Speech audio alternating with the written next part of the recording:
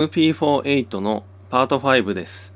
ウィリアムズが手放した天才エンジニア。これまでの動画で何度も紹介してきたパディ・ローさんですが、改めて紹介したいと思います。93年のシーズン中にウィリアムズからマクラーレンに移籍したパディ・ローさんですが、この人は非常に重要な存在だと思っています。ウィリアムズで何をしていたのか、マクラーレンに来てからどんなことをしたのか、それによって両チームにどんな影響があったのかというのを紹介したいと思います。パワーブレーキ開発パディ・ロー。93年6月に移籍した理由は、マクラーレンのマーティン・ウィットマーシュからオファーされ、それを受け入れた。ウィリアムズではアクティブライド、トラクションコントロール、その他コンピューターシステム、すべてやり終えたと感じていた。93年6月なので、シーズンの真っ只中にパディ・ローさんは移籍しました。で、オファーをしてきたのは前回紹介したマクラーレンのマーティンさんです。ウィリアムズのハイテク装置は大部分をパディ・ローさんが作っていたと。すごい重要な人物だということです。マクラーレンはあの手のデバイスに関しては出遅れていて開発をスピードアップしたかった。そしてより高い年俸を提示してきた。フランクは年俸を上げて引き止めることはせず、不満ならやめてくれという姿勢だ。私にとっては昇進で開発責任者となった。マクラーレンは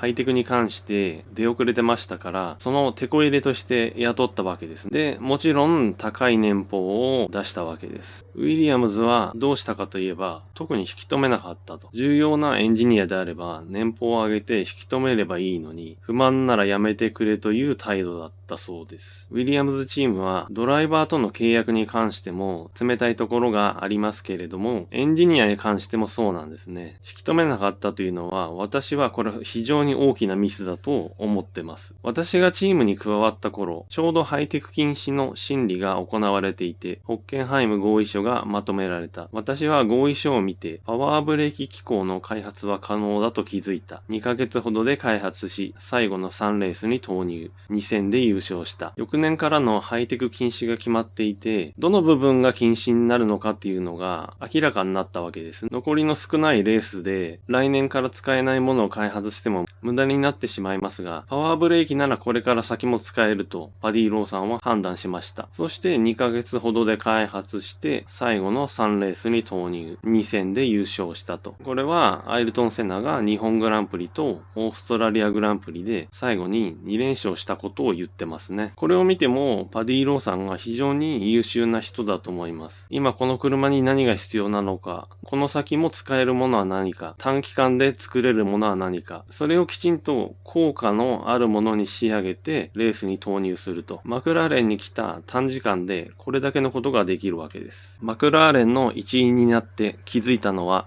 彼らには傲慢なところがある組織だということ。私が彼らより明らかに優位に立つウィリアムズから来たにもかかわらず、その態度は変わらなかった。マクラーレンにやってきたパディ・ローさんは、このように感じたようですね。F1 チームといえども、やはり技術者の集団ですから、自分たちの仕事に強くプライドを持っているということでしょうね。例えば同じことを向こうのチームでは違うやり方でやってうまく機能していると言っても、ここではそうしないと言って反論される。彼らはウィリアムズが何をしているのか知りたがらなかった。シーズン途中までウィリアムズの車は独走状態でしたから、興味津々で聞いてきてもいいようなものなんですけども、やはりそうじゃないんですね。向こうのチームはこんなことはやっているよと言っても、いや、ここではそういうふうにやらないと反論されてしまうと。やはり先ほども言った通り、技術者のプライドというのが邪魔をして、簡単には他のやり方は取り入れないということだと思います。F1 の世界はラップタイムが評価の基準だ。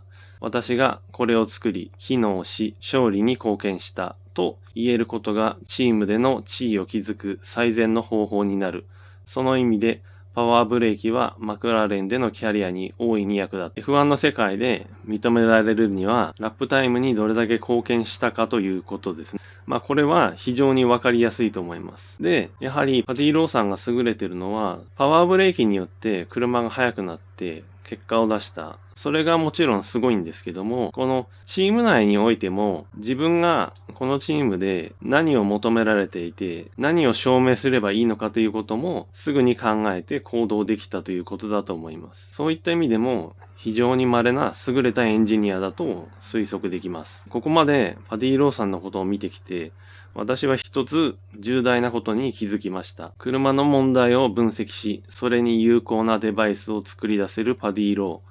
この天才エンジニアを簡単に手放したウィリアムズ。彼が残っていれば、翌年セナの事故は起こらないで済んだのでは、と考えざるを得ない。94年のウィリアムズは、空力と足回りのバランスが取れずに、セナもヒルも非常に苦戦します。セナの事故はいろんな要因が重なってはいますが、追い込まれていたことは間違いないです。パディ・ローさんがウィリアムズに残っていれば、あそこまで車に対して苦労しなかったのではないかと思います。ウィリアムズはパディ・ローさんを引き止めなかったということですけども、これは取り返しのつかない重大なミスだったと私は思います。